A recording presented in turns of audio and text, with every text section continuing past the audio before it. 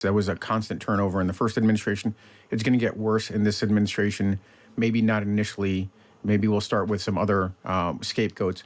But eventually, Hegseth is unlikely to last because there have been so many missteps. And he's proven himself to be completely ineffective at managing this massive institution called the Department of Defense. Donald Trump said at the weekend that hopefully Russia and Ukraine will make a deal this week and both will then start to do big business with America. But he has also said that the US could take a pass on the peace talks if they get too difficult. William Hague writes this morning in The Times that peace negotiations can take years, and rather witheringly he says they don't come to a timetable that suits social media. We'll speak to William at 9 o'clock. Let's get an assessment of where we are in the process from Alexander Vindman. He was the Director of European Affairs for the United States National Security Council. In Donald Trump's first period, he ended up testifying against the president at his impeachment hearings. He's with us in the studio this morning. Morning to Alexander. Morning. Thanks for having me on. Great pleasure. And we're also joined by Sir Malcolm Rifkin, the former Foreign Secretary. He's with us on the line. Morning to Malcolm. Good morning. What do you make of where we are, Alexander, with Trump? The idea, it's felt to many of us who've been covering this since Trump was inaugurated, he doesn't care vastly about Ukraine. He wishes it was a problem that could go away. He's perfectly happy for it to go away on Russia's terms as on anyone else's terms.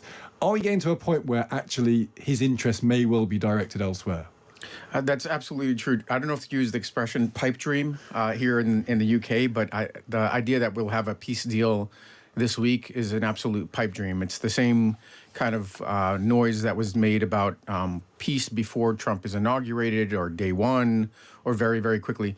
And now we're getting to the point where his character kind of runs up against the reality.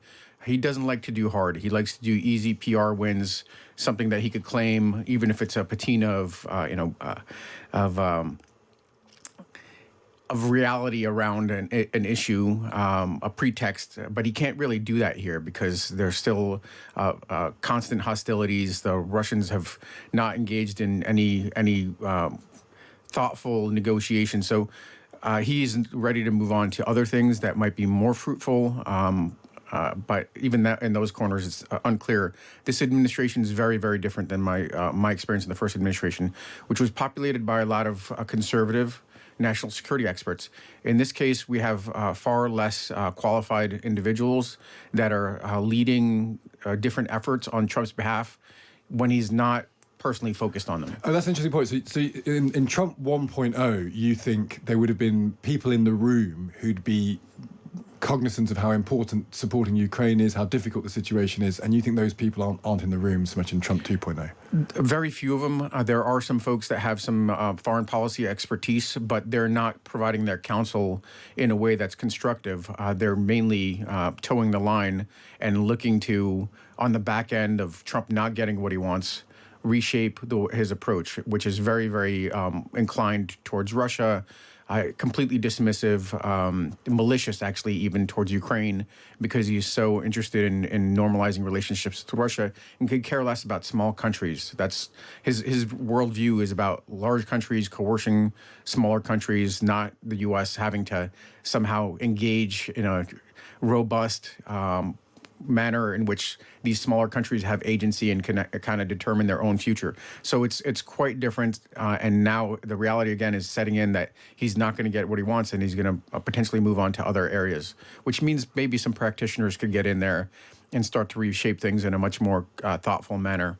Well, that's an interesting point. Malcolm Rifkin, do you think that Trump's approach to Ukraine is fundamentally unserious? Is that the problem, that ultimately he probably at some level wants peace? He doesn't like war, he wants peace, but the actual approach to get there is fundamentally unserious. Do you think that might be true? I'm afraid that is right. He's basically indifferent to Ukraine and its own right to defend itself. I mean, when he says that Russia and Ukraine both started this war, that sounds absurd at one level, but what he's actually saying is that if you're the weaker country, if you haven't got very many good cards, then you should surrender right from the very beginning. Now, it's an absurd proposition. It's the last thing the United States would ever dream of doing in a similar situation, or any other country. But it demonstrates his indifference. Now, from his point of view, Ukraine is not crucial to American security. Europe is in a different situation. And when I say Europe, I'm including the United Kingdom. Because the more that Putin was to succeed, if he was to succeed in Ukraine, then not only do we have a responsibility to the Ukrainians as a fellow European democracy. But we also would face the next wave of aggression, because not that Putin's going to attack the whole of Europe. That's not his intention. He knows he's far too weak to do that. But he wants to grab back those bits that used to be part of the Soviet Union, especially the Baltic states and one or two territories of that kind. And that is where the threat would then be very, very acute to the whole of Europe, including the United Kingdom. And can Europe do without America? This is, I suppose, the billion-dollar question that's now on our minds. How much can Europe do without America? It's a very, very good point, and I hate saying anything that might sound complimentary to Mr. Trump. But in one respect, he has done Europe a favor, because Europe collectively is far stronger than Russia. The population is twice as large, our economy is at least 6-7 times as strong, and our military capability, in theory, is far stronger than the Russian. But because Europe is 30 countries, even France, Germany, and the United Kingdom by themselves don't have that level of coordination and don't have the level of armaments required. Now, you can't change that overnight. And in this respect, Trump has done us a favor. Because if Putin was to be aggressive towards the Baltic states and Europe in a military sense, it's not going to be next year or the year after. It'll be in about 2 or 3 years' time, in a fundamental sense, that he might contemplate a military attack. We now have that time, and we're using that time actually far better than I dared hope a few months ago, to get the European act together. And one of the earlier items in your news bulletin was how the United Kingdom and the rest of the European Union are going to be working together on a common defence fund and increasing defence expenditure. And Germany in particular has made a massive change in its overall position of a beneficial kind. Alexander Vindman, is this the new world, do you think? Because, Trump, he may last 4 more years. He may change the constitution and last for another 8. Vance may take over and last for a long time. It strikes us in Britain, I think, that there's not many noises coming out of America, even on the Democrat side, that they're that bothered about Europe anymore. Has there been a fundamental shift, do you think, in American thinking, even leaving Trump to one side, who is very much sui generis, he's very much an individual figure? Is America just turning away from Europe? I don't think so, not in the long term. This is a short, medium-term problem through the Trump administration. I think there's going to be a general rejection because of the damage, because of the overreach of the Trump administration, whether that's tariffs, the undercutting of social safety nets, and a lot of people are going to get hurt.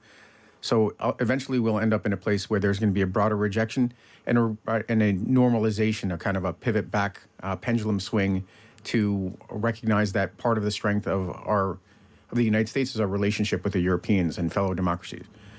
So I don't think the Europeans should give up on us, but they should recognize that there are a couple of different features to this. One is a rebalancing in Europe.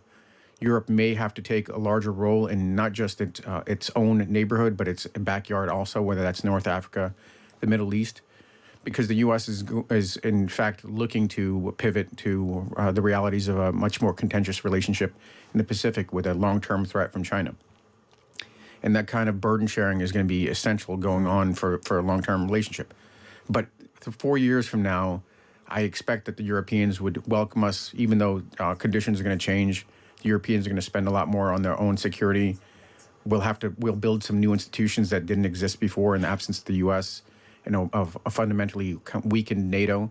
But that's still an opportunity for us to come back and work together. So we shouldn't take this as a permanent condition, but it is a sharp turn with new features 4 years down the road that we'll have to accept. Before you go, I should ask you about Hegseth. Pete Hegseth, Defense Secretary, shared military attack details with a group chat, including his wife and his brother and a personal lawyer. It's the second story about his security breaches. The Pentagon seems like a total chaos. People are leaving. People are being fired. They're briefing against him. He's briefing against the Pentagon. The Pentagon Twitter account is actually containing information that slags off the Pentagon. It seems like a total mess. Is he toast, do you think? I don't think in the short term he's toast yet. I think for Trump, it would be embarrassing to lose somebody that he put so much stock into. But eventually, if it could be demonstrated to Trump that Hegseth is a liability, he's going to be a source of embarrassment. Trump has no issues firing all sorts of folks. There was a constant turnover in the first administration. It's going to get worse in this administration, maybe not initially. Maybe we'll start with some other scapegoats, but eventually Hegseth is unlikely to last because there have been so many missteps, and he's proven himself to be completely ineffective at managing this massive institution called the Department of Defense. It just might not be the immediate outcome. So we have to struggle through a weakened Department of Defense, lots of turnover, lots of effects degrading the effectiveness of the U.S. military in the short term. Yeah, and we'll see what happens thereafter. Alexander, great to speak to you. Thank you for joining us. Thank you. That's Alexander Vindman, Director of European Affairs for the United States National Security Council in Donald Trump's first period. And we also heard from Malcolm Rivkin, the former Foreign Secretary.